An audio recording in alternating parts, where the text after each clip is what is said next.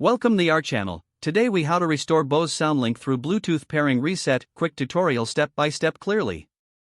To restore your Bose SoundLink through a Bluetooth pairing reset, start by locating the power button.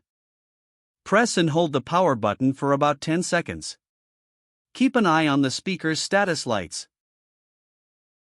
You should notice them flashing, indicating the reset process has begun.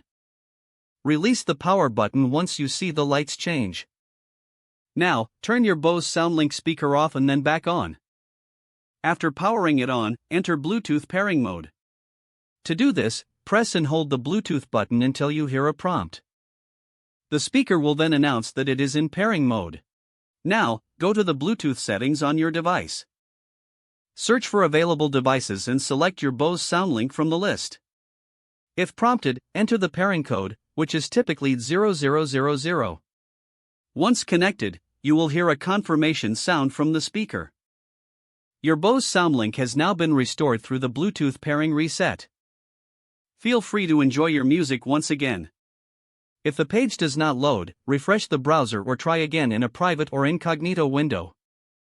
Make sure you are using the correct email address, then retype it carefully to avoid small typos. If your password is not accepted, use the reset option and create a new strong password you can remember. Check your spam folder for verification or security emails, then complete any requested confirmation steps.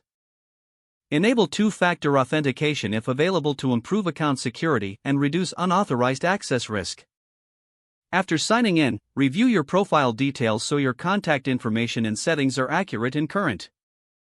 If you see an error message, note it down and try again after restarting your device and internet connection.